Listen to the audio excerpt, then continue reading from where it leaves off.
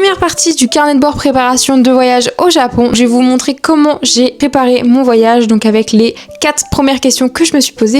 Petit disclaimer, je suis jamais allée au Japon, c'est la première fois que je vais y aller, mais c'est juste que je fais en fonction de ce que j'ai vu sur internet, mes connaissances, donc chacun a sa façon de préparer. Premièrement, je me suis posé 4 grandes questions. Les 4 grandes questions, c'est qui, où, quand et comment. Donc avec qui, voilà. Tout simplement, si vous y allez solo, entre amis. Personnellement, j'y vais que avec mon copain. Ensuite, où? Bon, c'est le Japon, certes, mais quelle ville au Japon? Moi, j'ai choisi Tokyo, Kyoto et Osaka, forcément les 3 basiques, parce que forcément c'est les 3 basiques qu'on a envie de visiter en premier quand on va au Japon. Quand? C'est vraiment la question la plus importante, je trouve. Parce que le Japon, il faut savoir qu'il y a les 4 saisons, mais il y a les 4 saisons qui sont assez différentes.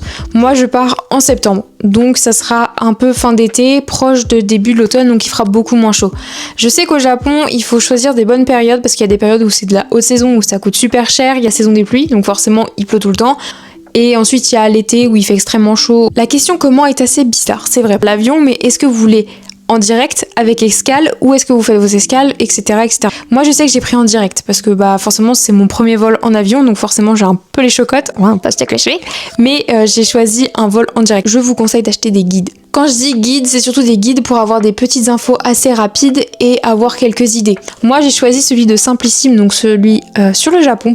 Et ce que j'ai trop aimé dans ce livre, c'est que c'est assez épuré et on a facilement des photos pour nous donner des idées de ce qu'on veut faire. Donc ça m'aide vachement à regrouper toutes mes idées et tout ce que je peux faire. Il m'a pas coûté cher, il m'a coûté que 10,95 €. Donc je trouve que c'est un bon investissement. J'espère que la première partie de la pré-préparation vous aura aidé.